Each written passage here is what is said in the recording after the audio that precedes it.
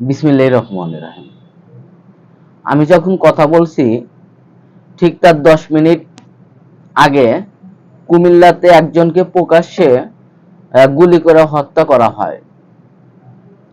গত এক সপ্তাহ যদি কুমিল্লার জেলার অবস্থানগুলো যদি দেখি, যে সেখানে 25, 30 এবং 18 থেকে 25 এবং 30 এই বয়সের ছেলে মেয়েদের হাতে প্রায় অস্ত্র এবং একজন একজনকে হত্যা করা হচ্ছে। আপনার ঢাকাতে আজকেও একজনকে গুলি করে এবং চাঁদার জন্য হত্যা করা হয়। দেখেন যে এই যে আইন শৃঙ্খলা বাহিনীর যে অবনতি, আইন শৃঙ্খলা বাহিনীর যে দুর্দৃশ্যত অভাব, সেটা করে সামনে আসতেছে। যে কুমিল্লাতে শুধু আজকে না, আজকে দেখেন যে কুমিল্লাতে গাড়ির পুলিশের গাড়ি ভাঙ্গা হয়েছে। গতকাল কুমিল্লাতে পরশুদিন বিএনপির নেতাদেরকে পিটে হাসপাতালে পাঠাইছে। আজকে একজন বিএনপির সাথে সংশ্লিষ্ট একজন কর্মীকে আপনার প্রকাশ্যে গুলি করে হত্যা করা হয়। অন্যদিকে স্বরাষ্ট্রমন্ত্রী সালাউদ্দিন আহমেদ বলতেছে আইন শৃঙ্খলা বাহিনীর উন্নতি হচ্ছে। বাস্তবে কি আইন শৃঙ্খলা বাহিনীর উন্নতি হচ্ছে নাকি আরো অবতীর্ণ হচ্ছে? 1978 সালে বদলে গণতন্ত্রের জনক শহীদ প্রেসিডেন্ট জিয়া রহমান বাংলাদেশের শৃঙ্খলা, আইন শৃঙ্খলা বাহিনীর শৃঙ্খলা, পুলিশ প্রশাসন শৃঙ্খলা, সেনাবাহিনী, বিমান বাহিনী বা নৌবাহিনী, এই বাহিনীদের শৃঙ্খলাই বজায় রাখতে প্রায় 2 বছর সময় ব্যয় করছে। অন্যদিকে সালাউদ্দিন আহমেদ স্বরাষ্ট্রমন্ত্রী, সে 3 মাসই যায় নাই, সে বলতেছে আইন শৃঙ্খলা বাহিনী উন্নতি হচ্ছে।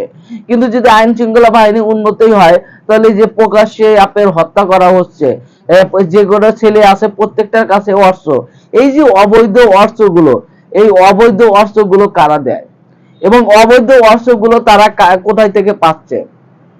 এখানে কোন সাধারণ মানুষের এখানে প্রশ্ন আসতেছে যে কুমিল্লা যেখানে আপনার অর্থনৈতিক যদি অঞ্চল দেখেন, নোয়াখালী, কুমিল্লা কোল, এটা অর্থনৈতিক অঞ্চল। আপনার কুমিল্লা, নোয়াখালী, সিলেট, ফেনী, এই এলাকাগুলো কোল সবচেয়ে বাংলাদেশের যে রিজার্ভ আসে তার 2/3 রিজার্ভ কোল কুমিল্লা এবং নোয়াখালী, ফেনীর থেকে আসে।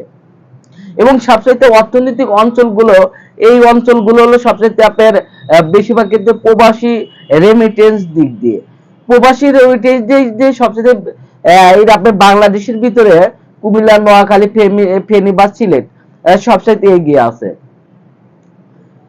সেই এলাকাতে যে এই প্রতিনিয়ত হত্যাকাণ্ড হচ্ছে, আপনার বিএনপির মতন, বিএনপি সরকারে থাকতে বিএনপি নেতাদেরকে পিটাচ্ছে, পুলিশের গাড়ি ভেঙে ফেলাচ্ছে, এই যে এখানে কি বোঝা যাচ্ছে বিএনপি আসলে কোন দিকে যাচ্ছে?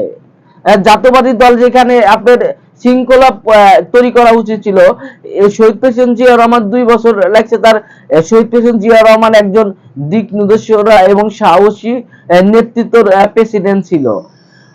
বর্তমানে প্রধানমন্ত্রী মুসলিম নেতা তারেক রহমান, তার দিক নির্দেশনা, সাহসী নেতৃত্ব, আগামী পথ চলবে, এটাই সাধারণ মানুষ বহন করে।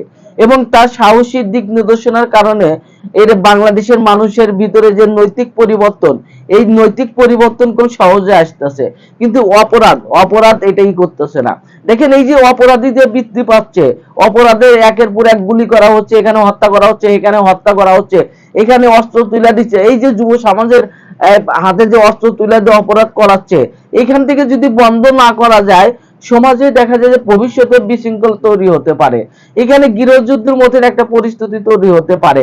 কারণ যখনই সবার হাতে অস্ত্র চলে যাবে, তখনই মানুষ মানুষকে চিনবে না। মানুষ বিচার আচার নিজেরাই করবে, নিজেরাই প্রশাসন হবে, নিজেরাই বিচারক হবে, নিজেরাই আইন শৃঙ্খলা বাহিনী হবে, অর্থাৎ নিজেরাই বিচার করবে। এ প্রয়োজনে তাকে হত্যা করবে, একে হত্যা করবে। এই যে অবৈধ অস্ত্র যে তুলে দিচ্ছে, এই অবৈধ অস্ত্র কারা তুলে দিচ্ছে এবং এই যুব সমাজের কারা অস্ত্র তুলে দিচ্ছে এবং কারা হত্যা করাচ্ছে? কুমিল্লার বিষয় যদি বর্তমান সরকার না ভাবে, কুমিল্লা জেলার বেশিরভাগ ক্ষেত্রে এই কুমিল্লা জেলাটাকে আপনি যদি জনগণের আস্থা অর্জন করতে না পারে, জনগণ এবং সরকারকে এখানে প্রশ্ন এবং আইন শৃঙ্খলা বাহিনীকে প্রশ্ন যুগবে, বেশিরভাগ ক্ষেত্রে স্বরাষ্ট্রমন্ত্রী বিষয় নিয়ে প্রশ্ন তুলবে। কারণ কুমিল্লার মতন একটা জেলা, এই জেলাতে প্রতিনিয়ত অপরাধ বাইরে যাচ্ছে, এখানে হত্যা হচ্ছে, মার্ডার হচ্ছে, এইগুলো কি অবশ্যই আইন শৃঙ্খলা বাহিনী হবে। এবং গোয়েন্দা সংস্থাগুলো কি করতেছে, এবং গোয়েন্দা সংস্থাগুলো কেন আপনার এখান থেকে এই অপরাধ দমন করতে পারতেছে না, কেন আপনার এই গোয়েন্দা সংস্থাগুলোকে কেন তাদেরকে স্পেশাল পাওয়ার দেওয়া হচ্ছে না। দেখেন যে গোয়েন্দা সংস্থাগুলো যদি আপনার